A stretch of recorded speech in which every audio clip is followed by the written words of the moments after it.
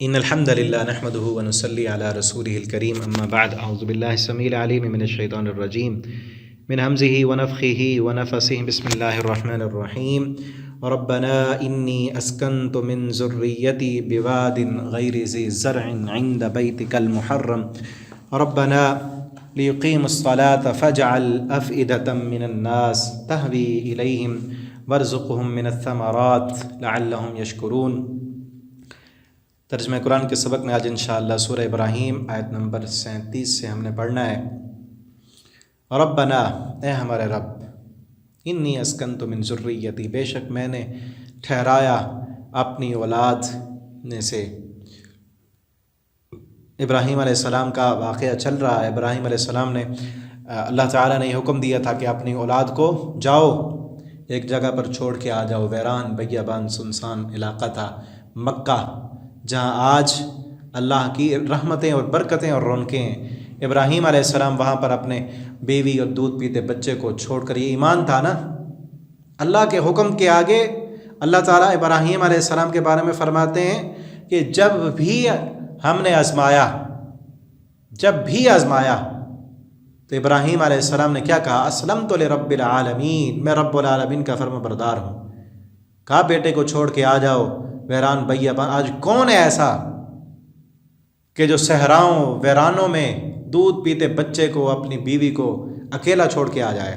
چھوڑ کے آ رہے ہیں، اور پھر دعا کی سائڈ پہ ہو کر، ربنا انی اسکنت من ذریتی، اللہ میں نے اپنی اولاد کو چھوڑ دیا، بواد غیر ذی زرع، ایسی زمین، ایسی وادی جو غیر زرعی زمین ہے، بواد جو غیر زرعی ہے، غیر ذی زرع، جہاں کوئی کھیت نہیں اگتے، بارش نہیں برستی، پتھریلی زمین ہے، چٹیل میدان ہے، عند بیتک المحرم، اللہ تیرے حرمت والے گھر کے قریب۔ ربنا، اللہ کیوں؟ لیقیم الصلاۃ، تاکہ یہ نماز قائم کر سکیں۔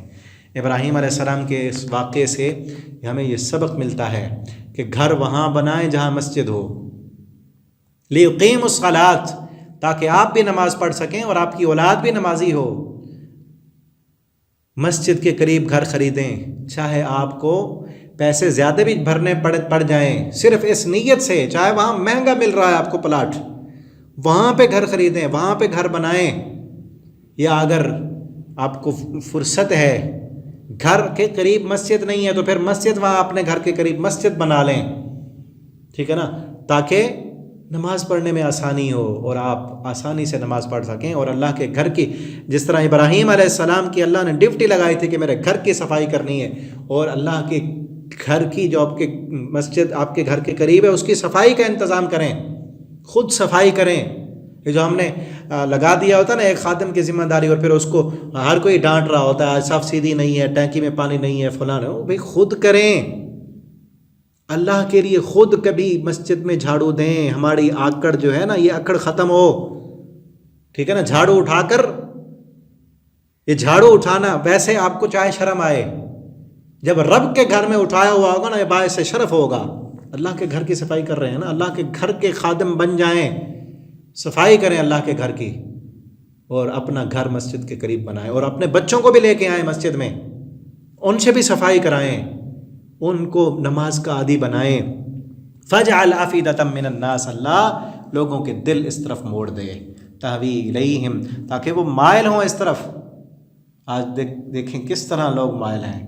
حقیقی بات ہے، ہمارا تو بار بار یہ دل کرتا ہے کہ ہم اللہ کے گھر جائیں، اللہ کو ایسے سبب بنا دے کہ ہم دوبارہ جائیں اور بار بار جائیں، اللہ کے گھر کا طواف کریں، وہاں عمرے کریں۔ یہ ہر مومن جس کے دل میں ایمان ہے نا، اس کا دل مائل ہے۔ یہ ابراہیم علیہ السلام کی دعا ہے نا کہ اللہ مائل کر دے لوگوں کے دل اس طرف، اور آج مائل ہیں جتنے بھی ابراہیم کو ماننے والے ہیں نا، ابراہیم علیہ السلام کی قربانی کرنے والے، نماز پڑھنے والے، کلمہ پڑھنے والے، ہر مسلمان جہاں بھی رہتا ہو، وہ کوئی غریب سے غریب کیوں نہ ہو، اس سے جا کر اس کے دل کی تمنا اور آرزو پوچھیں تو یہی کہے گا کہ میری دل کی ایک ہی تمنا ہے کہ اللہ مجھے اپنا گھر دکھا دے۔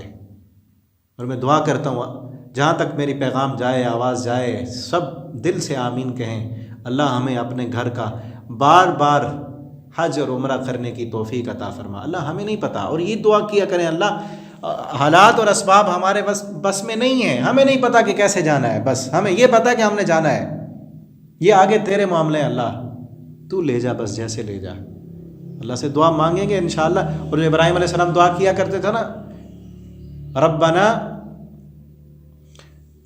پہلے پارے میں ہم پڑھ آئے ہیں پیچھے دعا، ربنا ارنا مناسکنا وتب علینا انک انت التواب الرحیم. اللہ تو ہمیں دکھا، اپنی عبادت کے طریقے سکھا. کیا مطلب؟ حج جہاں ہوتا ہے وہاں وہ جگہ دکھا ہمیں. یہ دعا کیا کریں، ربنا ارنا مناسکنا وتب علینا انک انت التواب الرحیم. تہوی الیہم، اللہ لوگوں کے دل اس طرف مائل کر دے. ورزقہم، اور رزق دے ان کو، من الثمرات، پھلوں سے. اور یہاں اس آیت پر ابراہیم علیہ السلام کا یقین دیکھیں اللہ پر. پیچھے کیا کہہ رہے ہیں؟ بوادن غیر ذی زرع، ایسی وادی جو غیر زرعی ہے، جہاں پر کچھ اگتا نہیں، کھیت نہیں، کھلیان نہیں، بارش نہیں ہوتی، درخت کا پتا تک نہیں ہے. اور امید کیا ہے؟ اللہ پھل دے.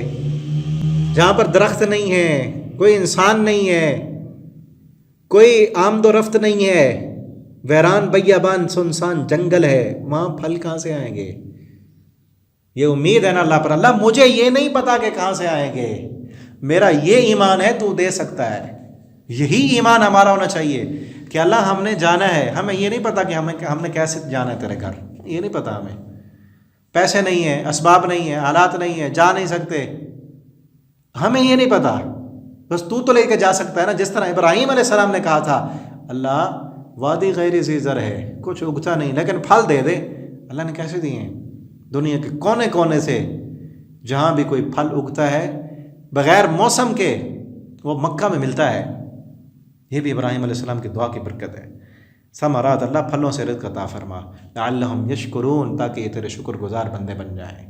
ہمیں بھی چاہیے اللہ کی نعمتیں، اللہ کے پھل کھا کر اللہ کے شکر گزار بندے بنے. پیچھے بھی اسی صورت میں شروع میں شکر گزاری کی بات آئی تھی نا، ان شکرتم لازیدنکم، اللہ فرماتے ہیں شکر کرو گے تو میں زیادہ دوں گا.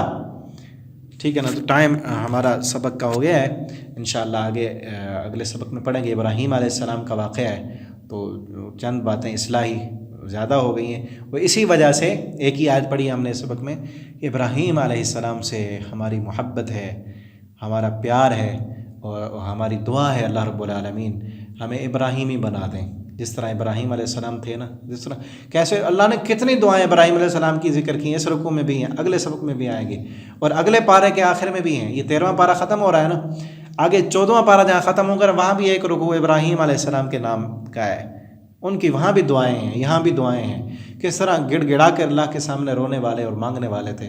اللہ ہمیں بھی ویسا بنا دے کہ ہم ہر وقت اللہ سے دعائیں کریں. اور یہاں سب سے بڑی خوبی اس آیت میں جو ابراہیم علیہ السلام کی ہے وہ یہ ہے کہ ابراہیم علیہ السلام کی امیدیں اللہ پر تھیں، حالات پر امید نہیں تھی، اسباب پر امید نہیں تھی، بلکہ مسبب الاسباب پر تھی. ہمیں بھی چاہیے کہ ہم اپنی امیدیں حالات پر نہ دیکھیں، اپنی جیب پر امید نہ ہو، تنخواہ پر نہ ہو، گاڑی پر، کوٹھی پر، بھائی پر. آج دعائیں قبول کیوں نہیں ہوتی؟ ہم دعا کر رہے ہوتے ہیں اللہ اتنے پیسے کی ضرورت ہے، فلاں چیز ہے، یہ ہے، اور ذہن میں ہوتا ہے کہ بھائی سے لے لوں گا، فلاں سے لے لوں گا، فلاں کی سفارش آ جائے گی، کام بن جائے گا، فلاں کے پاس چلا جاؤں گا.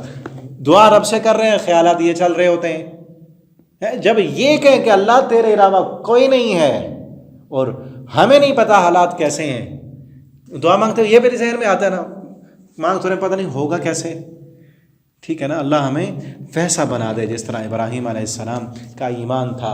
اللہ ہمیں توفیق دے، اللہ ہمارے ایمانوں کو مضبوط فرمائے، اللہ ہمیں اپنے سامنے رونے والا، گڑ گڑانے والا بنا دیں. آخر دعوانا الحمدللہ رب العالمین.